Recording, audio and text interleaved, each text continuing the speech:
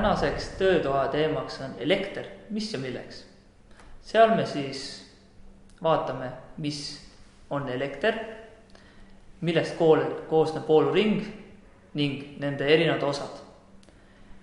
See on just mõeldud 1. kuni 3. klassi õpilastele, et tutvustada neile siis vooluringi erinevaid osasid, nende omadusi ning kuidas vooluelektrit ja vooluringi enda jaoks ära kasutada. Ehk siis võib-olla hiljem parandada oma mänguasju või luua oma lamp. Nii, aga siis mõõtmed elektriga. Et kõigepealt tuleb vaadata, kas meil juhe töötab. Selleks siis me mõõdame multimeetriga juhtme läbitavust. Käib ta siis väga lihtsalt. Ehk siis üks ots ühe juhtme nii-öelda otsa. Ja teine pool kalibreerime kõigepealt ära. Vaatame, kas asi tuleb välja. Läheb siis teise otsa. Vaatame, kas siit elekter läheb läbi. Ja kui multimeeter piiksuma hakkab, see tähendab, et asi meil töötab. Nii. Ja teine siis selline hästi lihtne mõõtmine, annab meile palju andmeid. Just patarei kohta on siis patarei pinge, ehk siis tavasõnadega patarei vool. Vaatame, kas on täis või tühi.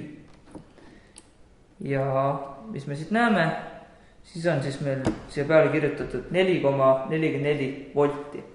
Ja patarei peal siis samamoodi, otsime selle numbri siit ülesse, on siin 4,5.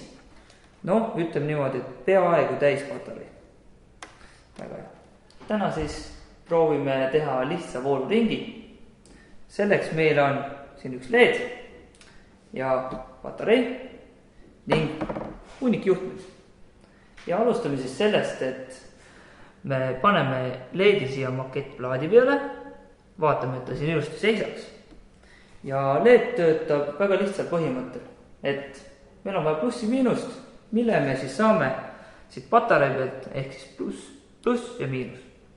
Nii, aga lisaks on meil vaja ka erinevaid pikendusjuhtmeid, ehk siis siin on meil vähe standardsemad juhtmed, siin on aga krokodillid. Nii, ja proovime neid siis ära arendada. Vaatame, kuidas läheb. Nii, paneme need standardjuhtmed pikendusteks, et siis krokodillidega oleks parem ühendada. Nii, kui see nüüd on tehtud, siis ei olegi midagi muud, kui peame võtma selle patarei ja otsad õigesti ära ühendama. Nii, aga kõigepealt siis väike sõke nipikas, et paneme vale pidi. Paneme plussi miinusele ja miinuse plussile. Ja vaatame, mis juhtub.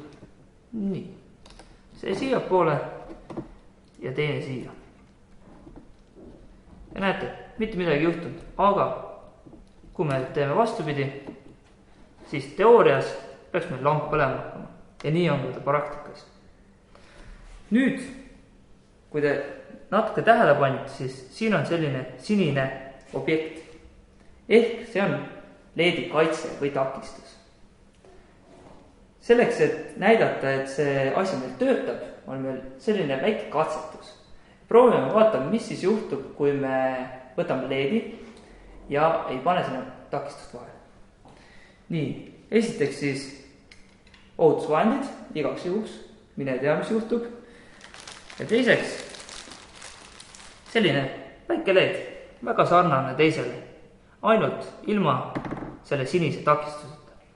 Ja proovime siis luua midagi sarnast, ainult, nagu ennist ütlesin, ilma takistuseta. Ja vaatame, mis siit välja tuleb.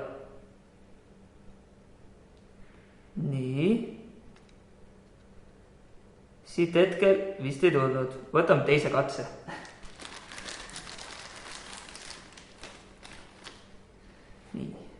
Nii. Kui nüüd ei tule, siis ma arvan, et aitab.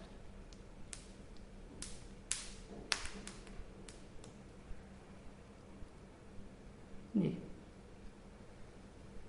Ahah. Suitsu tuleb. Ja näpud hakkas ikka kõrvetama. Aga õhku ei lennanud. Täit küll. täitsa ära põlenud.